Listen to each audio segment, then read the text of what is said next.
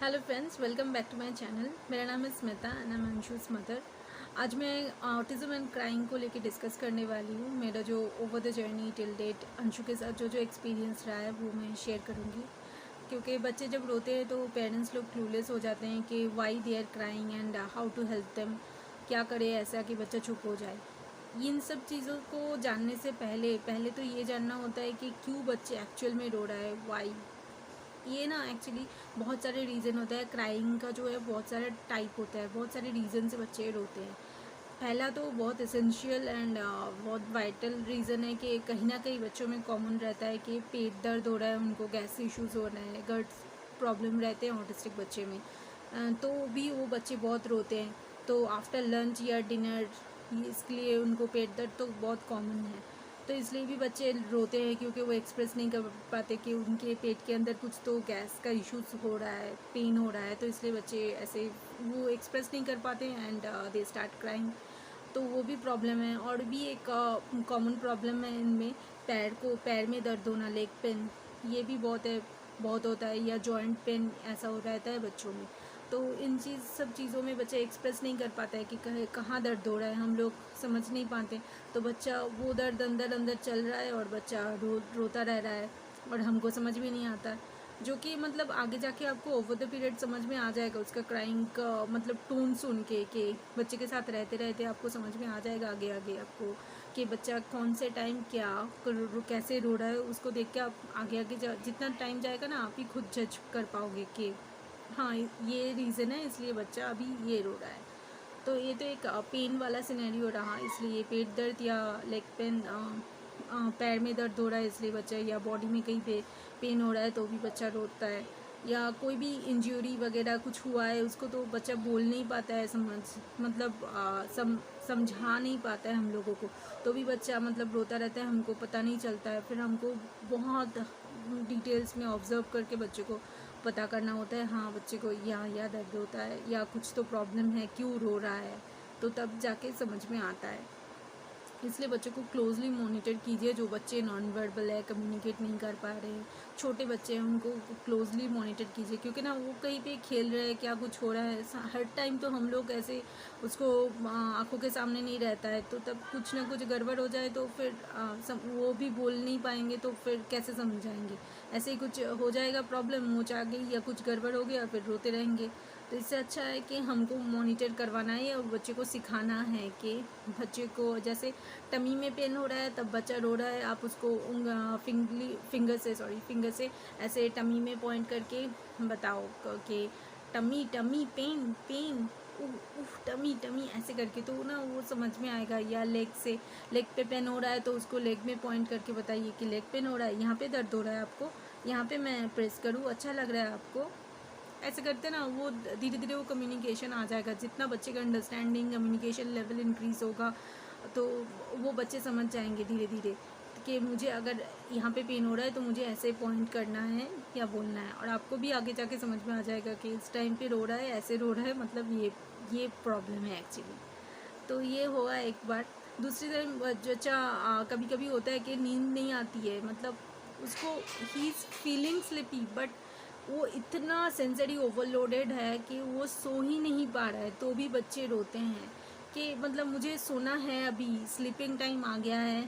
उसको मेडिसिन भी हो गया है कि देना कि हाँ उसको बहुत नींद आ रही है, बट वो इतना सेंसरी ओवरलोडेड है तो वो सो ही नहीं पाता। इसलिए मैं बोलती हूँ ना, सोने से पहले आप मोबाइल मतलब स्क्रीन टाइम ज़ीरो रखिए, मोबाइल बिल्कुल नहीं देना है सोने से पहले।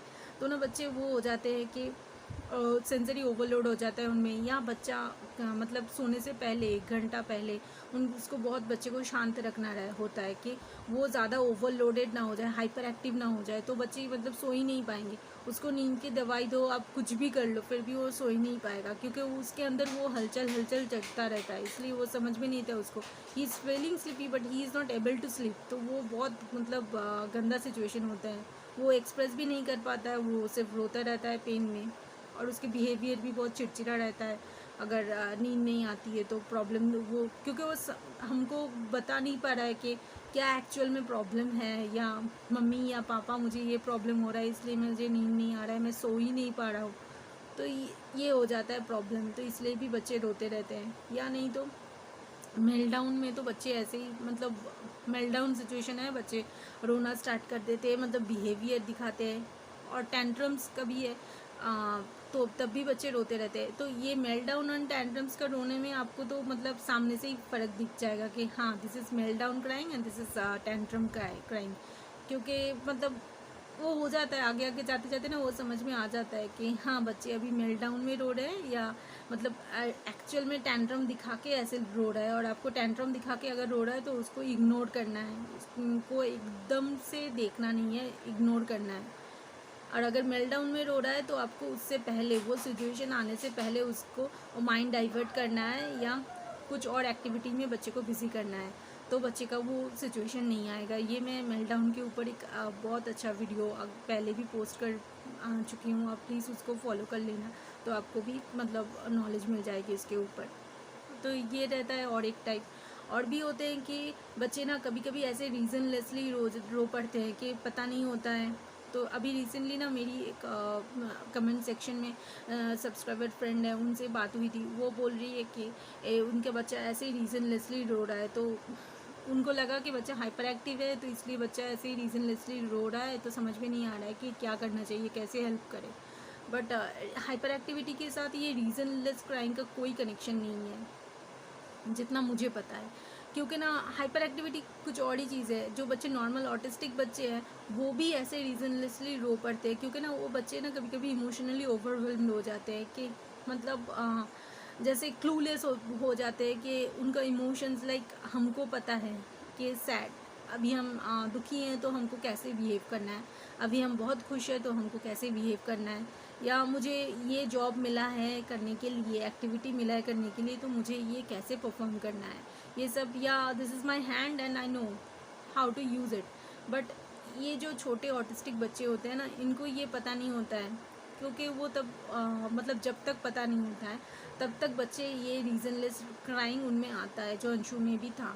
बट अभी क्या हुआ ना, जैसे जैसे बच्चे बड़े होते हैं उनका वो कम्युनिकेशन अच्छा हो जाता है, अंडरस्टैंडिंग लेवल बहुत बढ़ जाता है, बच्चे आपको बता पाते हैं, वर्बल हो जाते हैं बच्चे, तो एकदम वो तो पोजीशन ही नहीं रहता। जैसे अंशु का ना अभी वो क्राइंग नहीं है, टचवुड, तो क्योंकि वो अभी हमको समझता है, हम अभी उसको समझते हैं, तो उसमें अभी वर्ड्स भी आ रहे हैं, तो वो समझना मतलब समझा पाता है हमको कि उसको एक्चुअल क्या चाहिए, क्या प्रॉब्लम हो रहा है। अगर कुछ को उसको वर्ड नहीं पता है उस चीज़ का, तो वो पॉइंट करके दिखाता है हमको। जैसे पेट में दर्द है तो यहाँ पे दर्द ना, पेट को पॉइंट करता है, या पैर में दर्द हो रहा है तो हमारा हाथ लेके पैर को दिखाता है कि यहाँ पे प्रेस करो, या कहीं पे भी चोट आई तो उसके फिंगर से हमको दिखा देता है कि हाँ, यहाँ पे मुझे चोट लगी है, यहाँ पे कुछ अब दवाई दो। तो ये सब चीज़ें उसको अभी प्रैक्टिस करवाते करवाते वो कम्युनिकेशन लेवल उसका इंक्रीज़ हुआ है, अंडरस्टैंडिंग लेवल इंक्रीज़ हुआ है, तो ये पोजीशन आ जाता है। तो आपको बच्चे को भी ये प्रैक्टिस के साथ ये अंडरस्टैंडिंग लेवल इंक्रीज़ हो जाएगा। बट जब तक वो नहीं होता है तब तक कुछ नहीं करना है, सिर्फ आप उसको ऐसे ही नॉर्मल जो रीजनलेस क्राइंग है उसके लिए उसको गोदी में लो, उसको हक करो, उसको ऐसे बोलो प्यार से कि कुछ नहीं बच्चा है, काम डाउन हो जाओ, सब ठीक है, हम तुम्हारे साथ हैं, कुछ नहीं होगा। या बच्चे का माइंड डाइवर्ट कीजिए, उसका कुछ फेवरेट आइटम है, खिलौना है, टॉय से, वो दिखाइए उसके साथ, उसको खेलना स्टार्ट कीजिए। तो ये सब चीज़ें बहुत मतलब वो ट्रैक में आ जाती है, कुछ प्रॉब्लम नहीं होता। मतलब अंशु पहले बहुत ऐसे रीज़नलेसली रोता रहता था, पता ही नहीं होता था हमें कि क्यों रो रहा है। हम लोग ऐसे ही आप लोगों की तरह ही क्लूलेस रखते थे। बट अभी जैसे जैसे बच्चे का अंशु का अंडरस्टैंडिंग लेवल इंक्रीज़ हुआ है तो उसके साथ ये भी चीज़ ठीक हो गई है। तो यही था आज का मेरा छोटा सा टॉपिक था डिस्कस करने के लिए। मुझे लगा कि मेरा जो इस चीज़ में जो मुझे सक्सेस मिली है तो मैं आप लोगों को शेयर कर सकूं, क्योंकि मतलब कमेंट सेक्शन में लिख के मुझे सब कुछ मैं एक्सप्रेस नहीं कर पाती, क्योंकि कभी कभी ना वर्ड्स में सब कुछ आप बोल नहीं पाते हो। तो मुझे लगा कि इसका एक छोटा सा वीडियो बनाया जाए तो आप उसको बेटर अंडरस्टैंडिंग कर पाओ और उसको आपको अच्छे से हेल्प हो पाए। उम्मीद करती हूँ कि ये वीडियो आपको ज़रूर हेल्प करेगा आपके बच्चे में ये सिचुएशन ओवरकम करने में। तो प्लीज़ आप अगर मेरे चैनल में नए हो प्लीज़ सब्सक्राइब कर लीजिए मेरा channel, subscription is free. And if you are liking my videos please do like and comment करके मुझे बताइए आपका क्या नज़रिया है, आपका क्या एक्सपीरियंस रहा है। तो stay tune, that's it for today, thank you, bye.